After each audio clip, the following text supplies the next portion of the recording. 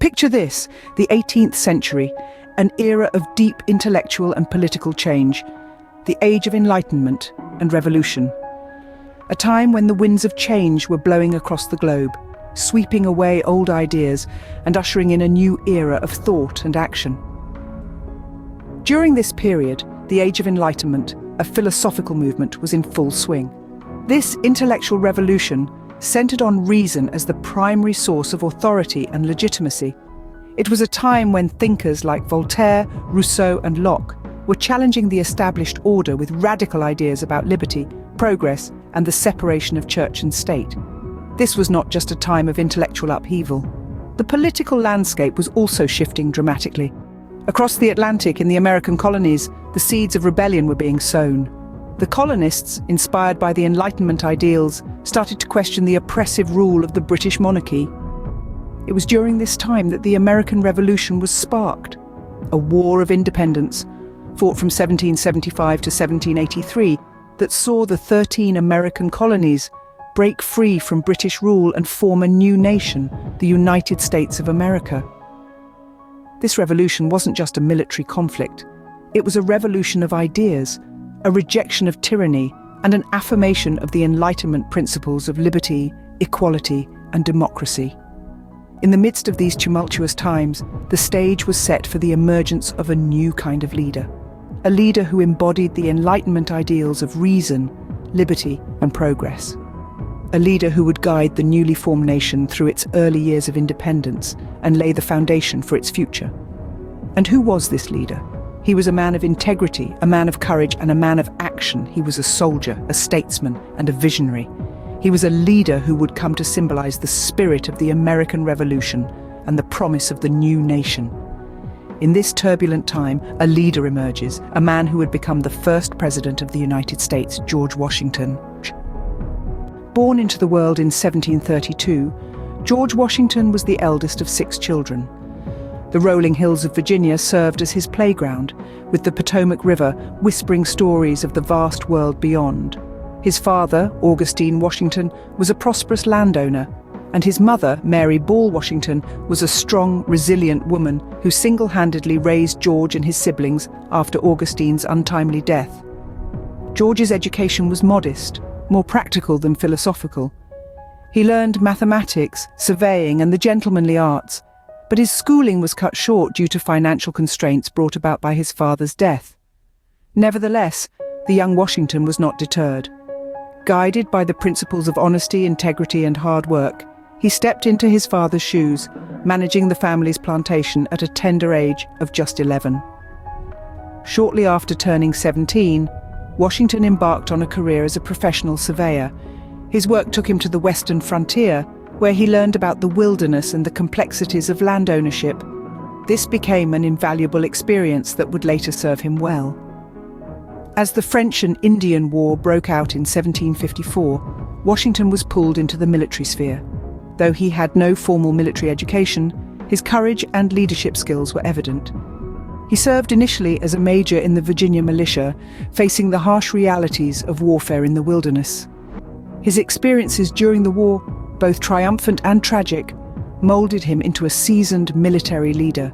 He witnessed the brutality of battle, the politics of war, and the heartbreak of loss, all of which would serve to shape his character and fortify his resolve. From surveyor to soldier, these experiences were just the beginning of Washington's extraordinary journey. They laid the foundation for the man who would one day become the first president of the United States, a leader whose legacy continues to resonate centuries after his passing. Yes, the boy from Virginia was destined for greatness, and his path was paved with lessons learned in his early years. As the winds of revolution stirred, Washington found himself at the heart of the storm. He was appointed as the commander-in-chief of the fledgling Continental Army, a position that would test his leadership and strategic skills to their limits. The American Revolution was a tumultuous and uncertain time, filled with formidable challenges. Washington faced them head-on, leading his troops through the bitter winters at Valley Forge, the pivotal victory at Saratoga, and finally, the decisive triumph at Yorktown. But Washington's role didn't end with the revolution. He was a key figure in the drafting of the Constitution, and was unanimously chosen as the first president of the United States. His leadership style was prudent and level-headed. He was a firm believer in the principle of checks and balances, and he worked tirelessly to establish a strong federal government that would unite the new nation. Washington was a man of firsts. He was the first and only president to be elected unanimously, not once, but twice. He set many precedents that are still followed today, including the two-term limit for presidents. His farewell address, a thoughtful reflection on the dangers of factionalism and foreign alliances, remains one of the most influential speeches in American history. His political career was marked by a steadfast commitment to unity and the common good. He sought to rise above petty politics and personal ambition, focusing instead on strengthening the fragile bonds that held the young nation together. He was a unifying figure, respected by his allies and adversaries alike. Washington's leadership, both on the battlefield and in the political arena, was instrumental in shaping a new nation. His military prowess and political acumen, combined with his integrity and dedication to the ideals of liberty and democracy, made him a beacon of hope in a time of great uncertainty. He was, in every sense of the word, the father of his country. After serving 2 terms, Washington made the unprecedented decision to step down from power. Retirement for him was not a retreat into obscurity, but a return to his beloved Mount Vernon. Here, in the tranquility of his estate, he found solace. Yet, the echo of his influence still resonated across the young nation. Washington's retirement did not mean his influence waned, far from it.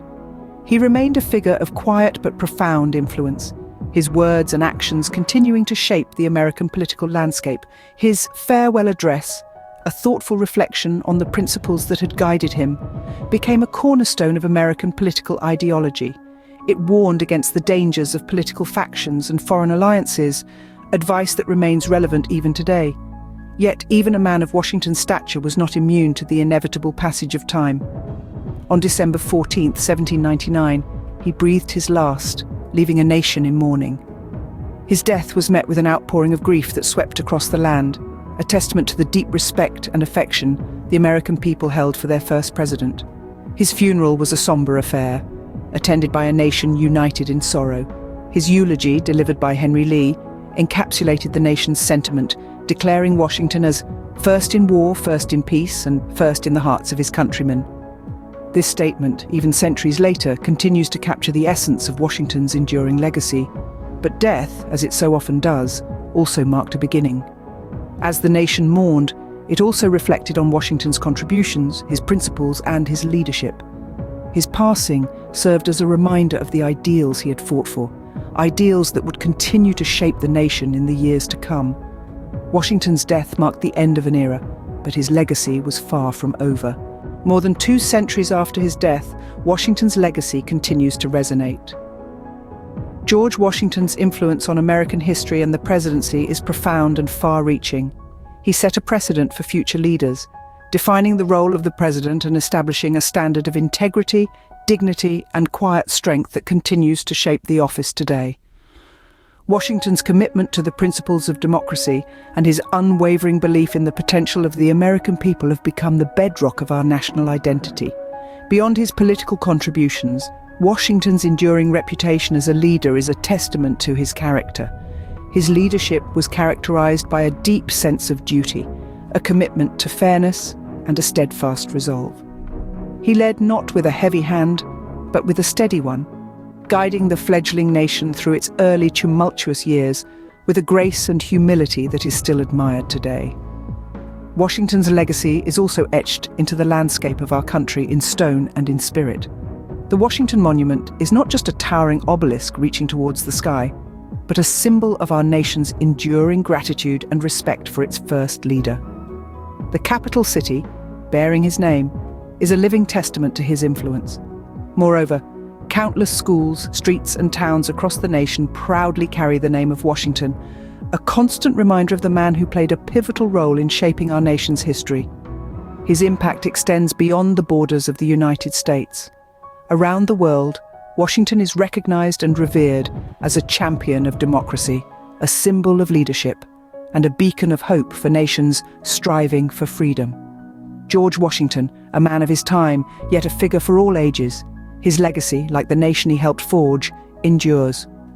His life and leadership continue to inspire, reminding us all of the power of integrity, the importance of service, and the enduring strength of the democratic ideals he held dear.